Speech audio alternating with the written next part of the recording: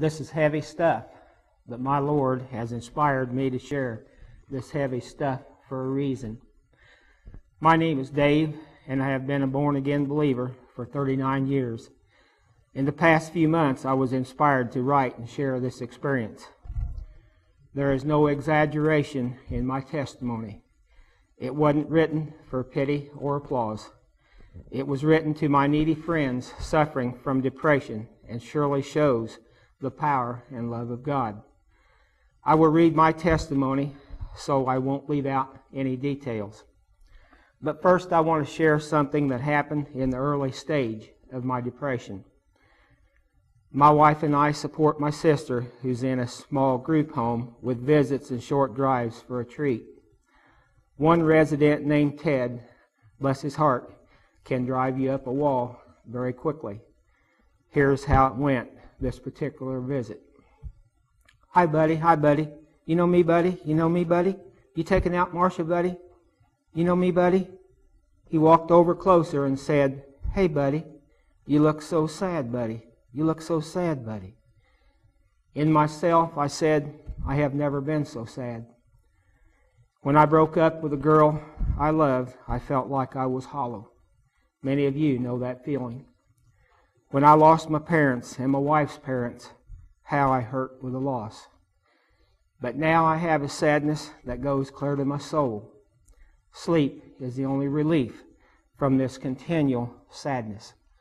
How I wish I could sleep and never have to wake up. Being in depression for over 4.5 years, never having any hope of getting better, I am now completely healed of it as of June 2007. I have written an account of my experience and testimony. It was written for 4 basic reasons that I want to share. The first reason was that I would never, ever forget the experience. It is forever behind me, but it will always guide my future. Secondly, is to caution anyone, advising them to make changes to avoid this disabling affliction.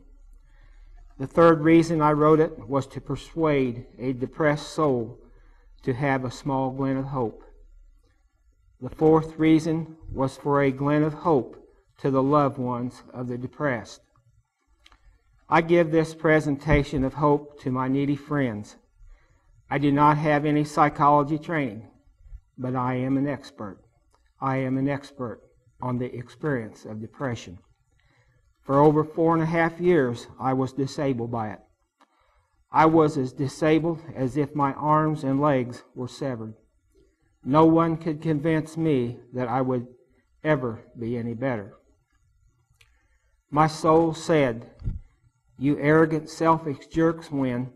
I fought as hard and as long as I could, but I am defeated. There is nothing left. Like a defeated fighter, I want to be thrust through. Do it, do it, do it.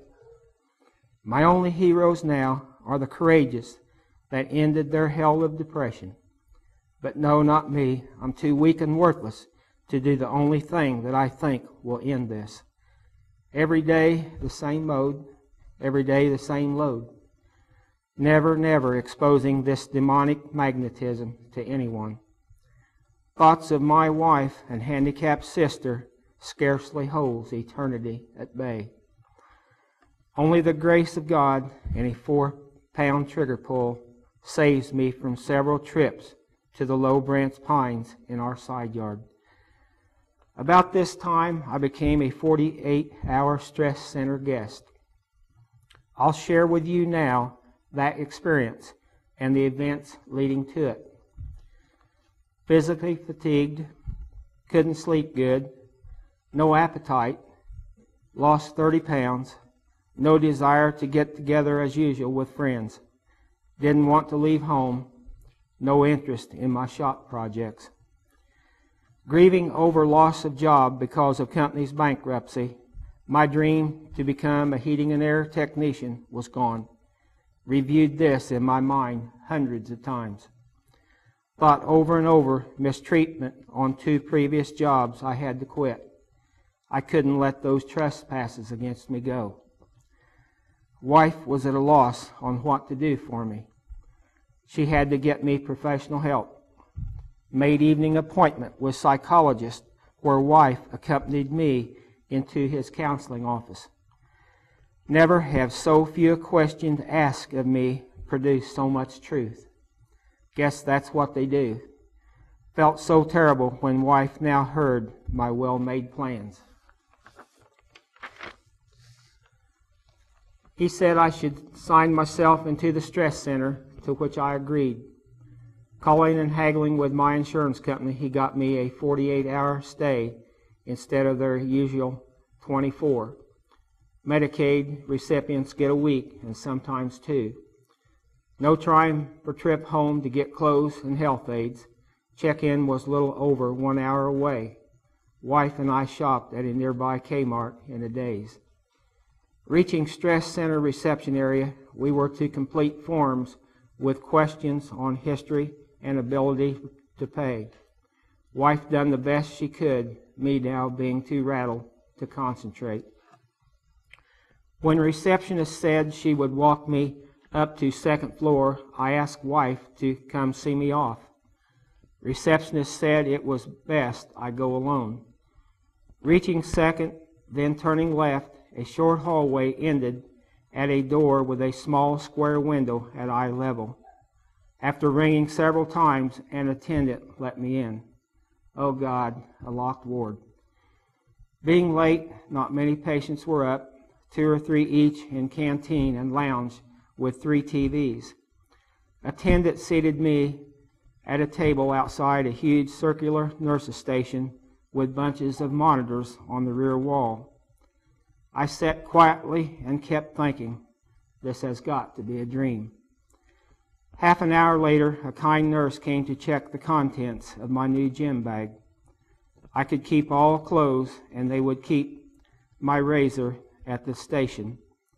2 other articles would also be kept there, my belt and shoelaces. Later, 2 nurses had to examine my body for marks, etc.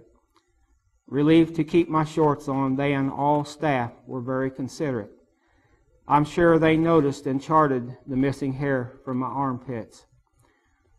When I asked if I would see a doctor for counseling tomorrow, they said it was all done by group therapy to contain cost.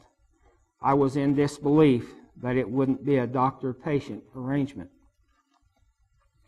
Group sessions with 30 people in a circle of straight-back chairs for 105 minutes was endurance. The speaker would present a topic, then use a positive thinking theme. Several of the patients expressed themselves well and were open, while the newbies were stone quiet. 80% seemed to be average people and were intelligent. 10% were people that were mentally challenged and probably institutionalized at one time. 10% were not in reality and would not communicate, with 1 or 2 being very scary to be around. The leaders of the group would encourage people to share their stories.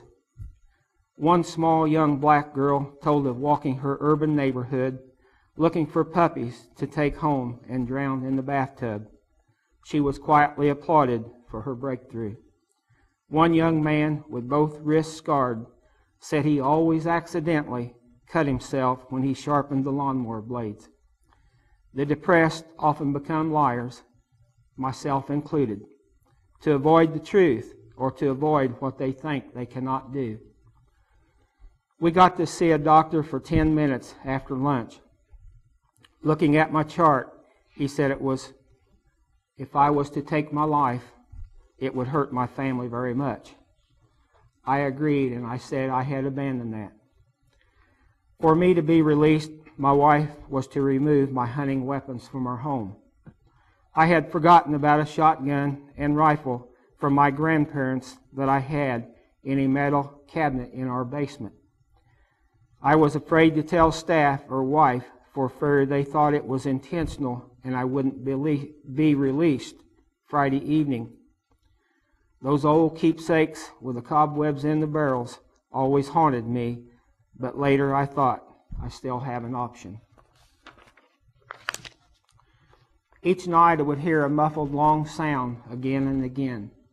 I noticed a starchy walking nurse open a locked door straight across the lounge from my room and go discreetly in. This happened several times. A night housekeeper opened that door and left it ajar for a short time. A viewing window into a small square room. Oh God, a padded room. The second 10-minute doctor session after lunch was good. Asking if I thought staying longer in this center would help me, I said no, and he said I could be released that evening. I do think it was strategy to see my reactions. From then till my wife came, the staff kept saying the doctor hadn't signed the release papers. They are definitely as cunning as the patients. I noticed the first day how when patients were not in sessions or at lunch, would pace and circle the entire ward.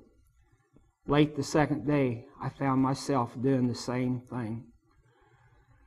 My gentle roommate had gone home and was replaced by a muscular-looking skinhead that was lying on a bed with a very sullen look. It will be just minutes before my wife takes me out of here. I went home not knowing it would be years before I would be whole again.